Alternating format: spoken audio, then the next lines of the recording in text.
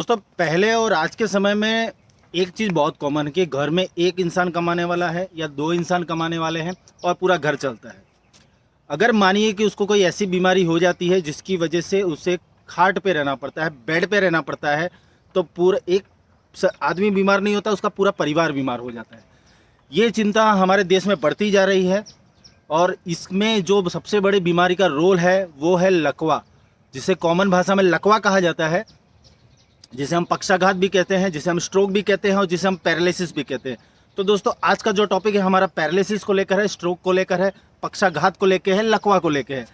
आप इस वीडियो में अंत तक बने रहें जिससे कि मैं आपको कुछ उसकी महत्वपूर्ण जानकारियाँ दे सकूँ, उसके कारण बता सकूँ, उसके ट्रीटमेंट बता सकूँ और भी कई चीज़ आपको जो ध्यान रखने लायक हैं वो बता सकूँ। तो दोस्तों आप मेरे अगर नए हैं तो मेरे चैनल को लाइक करें, शेयर करें, सब्सक्राइब करें, पुराने हैं तो लाइक और शेयर करें, जिससे कि आपके आजू बाजू में दोस्तों में और सब में ये चीज़ें इस बीमारी के बारे में जागरूकता जागे। तो दोस्तों पहली चीज़, लकवा क्या है।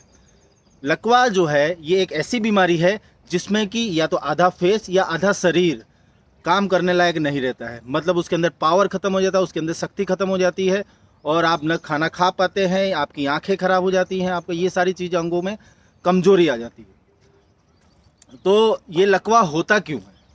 लकवा होने के बहुत सारे कारण हैं, लेकिन लकवे का मेन कारण है कि ब्रेन में डैमेज होना, आपके दिमाग में डैमेज होना। आपके दिमाग में डैमेज होने में कारण में अगर चोट लगती है तो हो सकता है।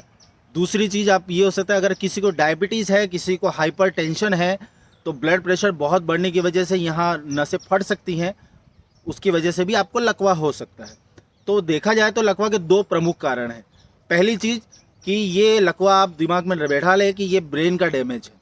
जब आपके दिमाग में ऑक्सीजन की सप्लाई, खून की सप्लाई बराबर नहीं पहुंचेगी तो आप लकवा का शिकार हो सकते हैं। लकवा, अब ये ब्रेन में खून क्यों नहीं पहुंचता है उसके कारणों पे अगर जाया जाए तो मैंने आपको जैसे कि बताया, पहला कारण है हाइपरटेंशन, जिसमें ब्लड प्रेशर बहुत ज़्यादा होने की वजह से जो खून का जो फोर्स होता है दिमाग की तरफ वो काफ़ी तेज़ होता है, तो वहाँ की पतली पतली नसें फट जाती हैं।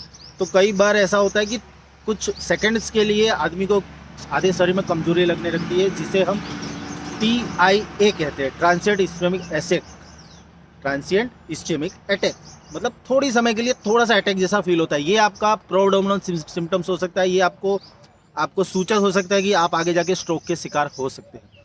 दूसरा कारण क्या है कि खून का बराबर वहाँ ना पहुँचना। तो जैसे कि डायबिटीज़ है या आपको कोलेस्ट्रॉल की तकलीफ है या ऐसी और अन्य खून की बीमारी है जिसके अंदर खून जो है गाढ़ा होने लगता है, तो उसका फ्लो जो है दिमाग की तरफ बराबर नहीं होता है, तो उसमें भी ये चीज़ें देखी जा सकती हैं। तो दोस्तों ये हो गए उसके कारण, और भी बहुत सारे कारण हैं, उनके ऊपर डिटेल्स में ना जाते हो, ये दो प्रमुख कारण के मैंने बारे में आपको बताया।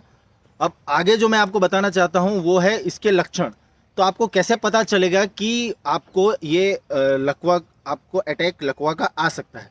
तो सबसे पहली चीज़, आपको आधे अंगों में कमजोरी लगने लगेगी। जैसे कि आप बोलने की कुछ कोशिश करेंगे तो आपकी बातें जो है वो क्लियर नहीं आएंगी, इस तरह से मतलब अनियमित भाषा निकलने लगेगी। दूसरी चीज़, आप छोटे छोटे काम करेंगे, जैसे कि आपने पेन हाथ से लेने की कोशिश तो आप पेन नहीं उठा पाएंगे, आप कोई वजन उठाने की कोशिश करेंगे तो आपसे वजन उठेगा नहीं उस हाथ से, आपको चलने में दिक्कत होगी। और इस तरह की चीज़ें अगर आपको दिखने लगी तो दोस्तों आप लकवा का अटैक आपको आ सकता है। ऐसे में आप क्या करें, तो सबसे पहले अपने आजू बाजू में जो डॉक्टर्स हैं उनके पास जाएं, या तो लकवा के सेंटर्स हैं अगर आपको पता हो तो वहाँ जाएं। लेकिन जनरली क्या होता है कि लकवा के बारे में पता नहीं चलता है, तो आप आजू बाजू फिजिशियन, आपके यहाँ न्यूरो फिजिशियन अगर अवेलेबल है तो बहुत अच्छी बात है, आप तुरंत वहाँ जाए। अब इनके लक्षणों में मेन यही लक्षण है। अब इसके ट्रीटमेंट एस्पेक्ट के ऊपर इसके पहले डायग्नोसिंग होता है, तो इसके लिए सिटी स्कैन, MRI और कई ब्लड रिपोर्ट्स हैं जो कि बहुत ज़रूरी हैं, जो आपका डॉक्टर आपको एडवाइस करेगा और इससे आपको इसके बारे में पता चल जाएगा।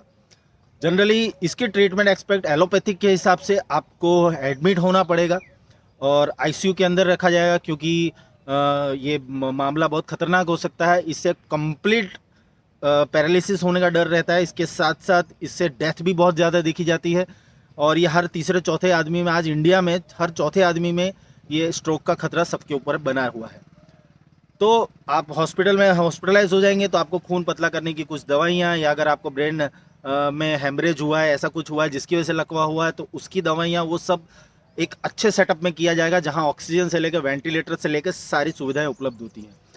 अब हम चलते हैं इसके आयुर्वेदिक व्यू के ऊपर। आयुर्वेदिक व्यू में भी जो है ट्रीटमेंट एस्पेक्ट थोड़ा डिफिकल्ट है, लेकिन बहुत अच्छा रिजल्ट मिला है पंचकर्मा के ऊपर। पंचकर्मा में जनरली स्नेहन, स्वेदन, बस्ती, विरेचन, नस्य, इन चीज़ों के ऊपर बहुत फोकस दिया जाता है। तो वो आप किसी अच्छे पंचकर्मा विशेषज्ञ हो जो हो, या इस तरह के आयुर्वेदिक अच्छे डॉक्टर्स हो, उन्होंने कई सेंटर्स चालू किए हुए हैं, आप वहाँ ले सकते हैं। गवर्नमेंट में, आपके सिविल हॉस्पिटल्स में, यहाँ पर भी इन चीज़ों की अवेलेबिलिटी है, तो आप चाहें तो वहाँ भी ट्रीटमेंट ले सकते हैं। इसके अलावा मैं आपको कुछ नुस्खे बताऊंगा, जिससे आप अगर घर में यूज़ करते हैं तो बहुत आपको इस तरह की प्रॉब्लम ना हो। तो देखिए, 2 कारण हैं। पहला तो खून बराबर ना पहुंचना या खून मोटा होना। तो उसके लिए आप रसोन यानी कि लहसुन का उपयोग अपने खाने में ज़रूर करें। आप अगर लहसुन का उपयोग करते हैं अपने खाने में, तो आप देखेंगे कि आपको ये प्रॉब्लम धीरे धीरे कम हो जाएगी। रेगुलरली लहसुन का उपयोग करें। लेकिन अगर आप के एसिडिटी की तकलीफ है या इस तरह की तकलीफ वाले मरीज हैं, तो आपके लिए लहसुन अच्छा नहीं है। आप अश्वगंधा का उपयोग कर सकते हैं।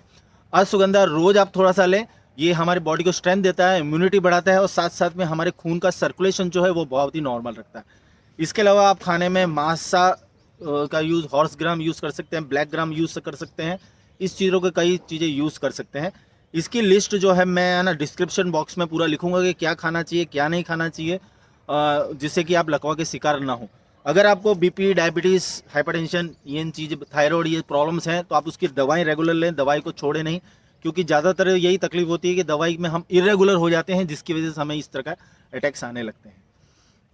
तो दोस्तों, ये हो गया उसका ट्रीटमेंट एस्पेक्ट। अब इस ट्रीटमेंट के बाद में क्या होता है कि जब ये सब चीज़ें ठीक हो जाती है, लेकिन कमजोरी हमारे शरीर में बनी रहती है, तो उसके लिए फिजियोथेरेपी बहुत अच्छा उपाय है। फिजियोथेरेपी आप रेगुलर लें। फिजियोथेरेपी ऐसी चीज़ है कि जो आप घर में कर सकते हैं, तो आप वो घर में करें। ये कुछ फंडामेंटल चीज़ें हैं जो मैंने आज आपको बताई। आपको अगर इसके बारे में और डीप जानना है, और आप अगर इस तरह के मरीज हैं और आप मेरा कंसल्टेशन करना चाहते हैं, तो मेरा मेल आईडी भी है ना, ये मेरे डिस्क्रिप्शन बॉक्स में रहेगा। आप कभी भी मुझे मेल कर सकते हैं, और आपके प्रश्नों का मैं जवाब देके बहुत खुश रहूँगा। तो आशा करता हूँ आपको ये वीडियो समझ में आया होगा, पसंद आया होगा। अपने दोस्तों को डिस्ट्रीब्यूट करें, और मैंने जो औषधियाँ कुछ बताई हैं उनका आप रेगुलर यूज़ करने लगें, तो आपको बहुत अच्छा रिजल्ट मिलेगा। Thank you. नमस्कार।